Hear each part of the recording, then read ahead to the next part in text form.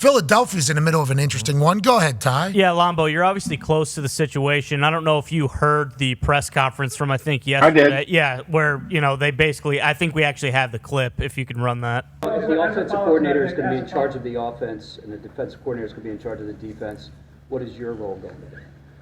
The head coach.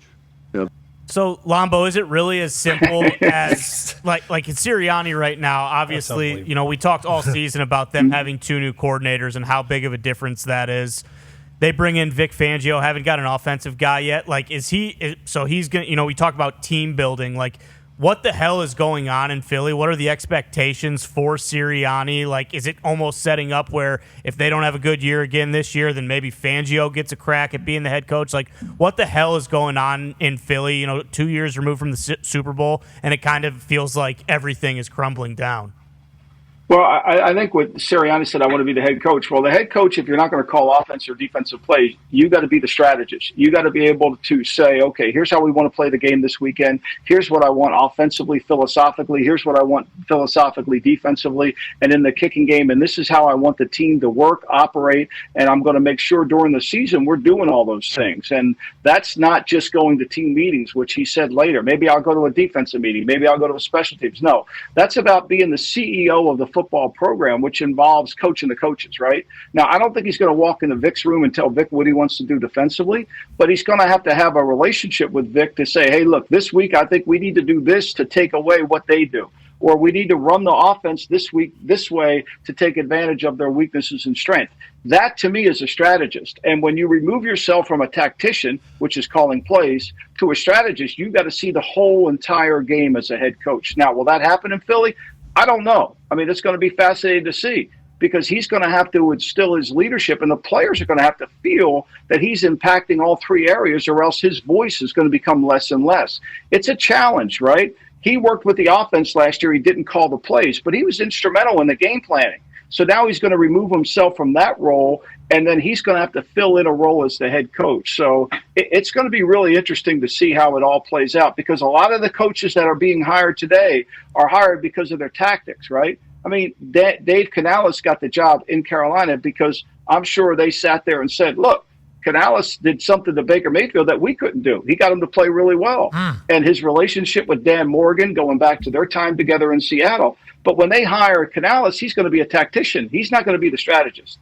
And I think there lies the difference in what we're talking about. Well, I think you had a tweet about that earlier today whenever Skip Bayless said something about Tom Brady ran the offense. Oh, yeah. Yeah, and you were talking about that was Bill Belichick's thing, right? He was strategist, obviously, but not only strategist, culture, and Nick Sirianni would go on to talk about, I'm the one that's instilling the culture, making sure the culture's around. I'm the one who's talking offense, defense, special teams. And you basically told Skip Bayless, like, you have no clue what happened in that building, which this has been happening to Skip a lot as of late. Feels like it is dunk on Skip Bayless season more than it is. I'm not dumping on him. I gave him the Sopranos, Tony Soprano line with all due respect. He has no idea what's going on in that building. Like, I gave him the respect he's earned for what he's doing with Fox and what he's done.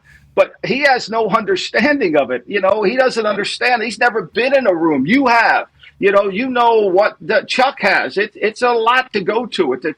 To basically say that statement is really not, you have no idea. And I spent, with just all due respect to him. I mean, you have no idea. So whatever you say after that falls along the you have no idea. But you can say, people say anything today. They say whatever the hell they want. None of it's true. Buddy, even if something is proved to be the exact opposite, they will still run with whatever they said the first time.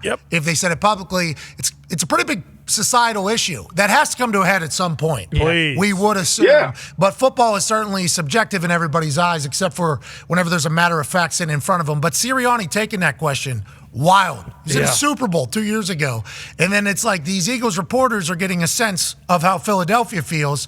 You're like, what exactly do you do here? Yeah, we see you talk shit after games. That's about it. We see you have Big Dom next to you. What do you?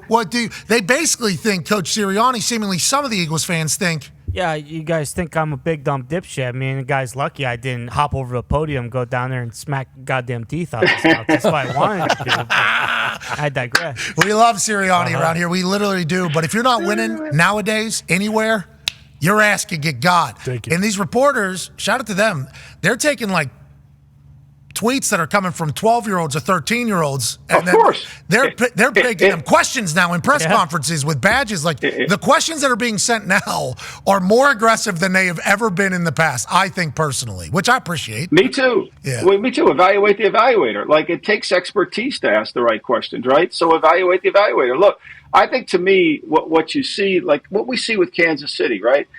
That's what a head coach does. Andy Reid, after Christmas Day, decided, look, this offensive line's not playing well. We can't keep doing what we're doing. And he strategized a way to change what they're doing. Now, their offensive line has played way better since that game, incredibly better. They dominated a Buffalo team up front. They had the ball for 22 minutes, outgained them. They dominated that game. It was unbelievable. 37 minutes the Bills had the ball. They pushed around the Bills defensive line, which would make you concerned if you're a Bills fan, right? It didn't come down to that. But the key point I want to make here is Reid deciding how to play the game differently than he did earlier in the year. And he got Mahomes to buy into it. That's what great head coaches do. That's what you see when you can see the future just a little bit and you change the course of your team. That was really good. Now, to me, can Sirianni do that? Well, this year we didn't see him do that because his team was falling slowly, wasn't in shape, weren't in condition, and he didn't change it. So he's going to have to change that role. 2 new coordinators, first time he's had to deal with that happening. I assume he's going to learn from it, move on. We think Sirianni's a good coach. Oh, yeah. Now, he can prove to be otherwise, I guess, as we go forward, but we are firmly in that Paisanos camp.